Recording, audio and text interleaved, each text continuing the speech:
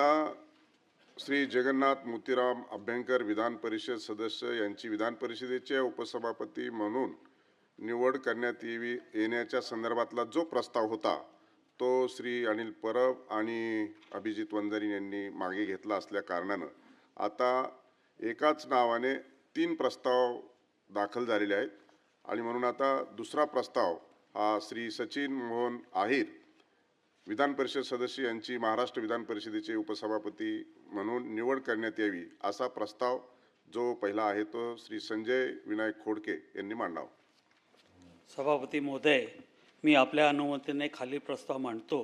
श्री सचिन मोहन अहिर विधान परिषद सदस्य यांची महाराष्ट्र विधान परिषदेचे उपसभापती म्हणून निवड करण्यात यावी। विक्रम काळे अनुमोदक। सभापती महोदय, मी या प्रस्तावास अनुमोदन देतो।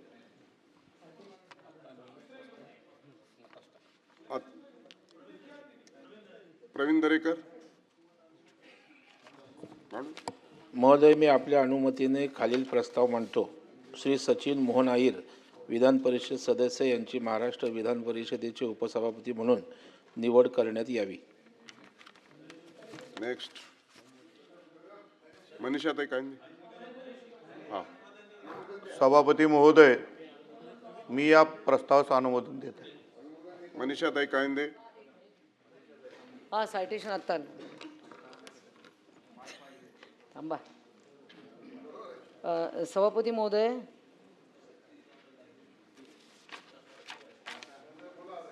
एक मिनिट।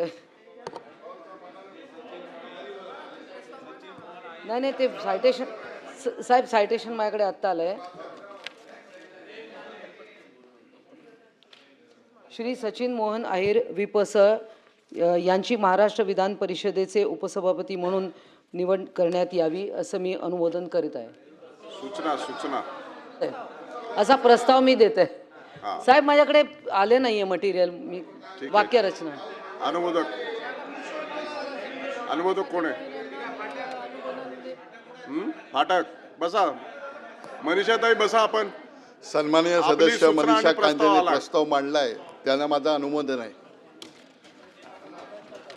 आता मी हा प्रस्ताव मतास टाकत आहे।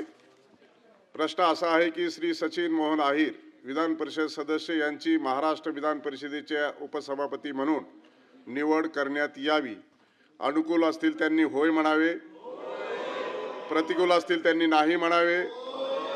होयचे बहुमत, होयचे बहुमत, होयचे एकमत, होयचे एकमत। प्रस्ताव संमत झाला।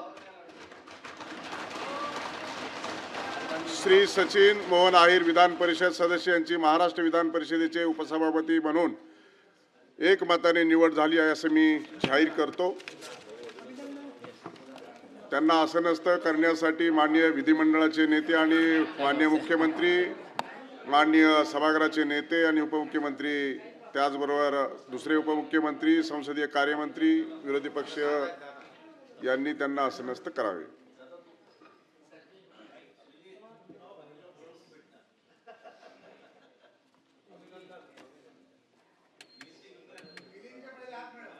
आता याच्यानंतर मुख्यमंत्री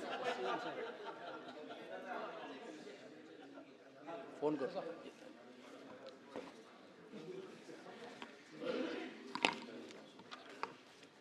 सभापती होते।